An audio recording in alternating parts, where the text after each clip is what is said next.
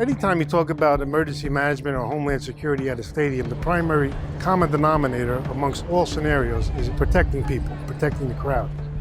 Getting people into the stadium, screening them in a timely and efficient manner, right? Crowd management inside the stadium, like when it comes to evacuation. Those are huge issues when you're dealing with a place like this.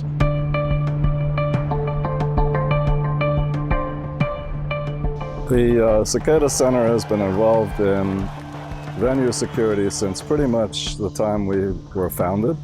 We collaborated on the development of some software that would simulate evacuation. A computer-generated model of what it would actually look like. Real time, showing how people would move, where they would move, not using your imagination, not using pencil and paper, but using a real computer-simulated model. And we moved from there to look at all aspects of large stadium security. Do you need walk-through metal detectors? How many do you need? And what security setting do you set them at? The students and I are working on gaining more understanding about walk-through metal detectors, specifically how they function outside in large stadium situations. Basically, with this project, we are trying to figure out how walk-through metal detectors work and how effective they are in detecting contraband.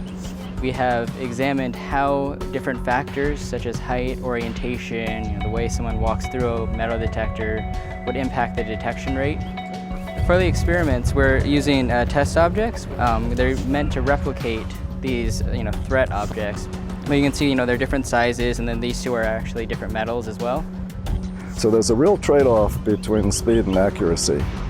And our modeling tools bring that into account. The idea of it is that venues can run what-if experiments to see how changes in their screening process would impact their patron throughput. The venue can make adjustments such as if they change their screening method from metal detecting wands to walk-through metal detectors, if they change the number of lines they have, how would that impact their screening rate, and so on. And we've gotten into every little aspect, from how the HVAC system works to when you close the loading dock to whether you put mustard into a container in the food vending area. So we're into every aspect of it.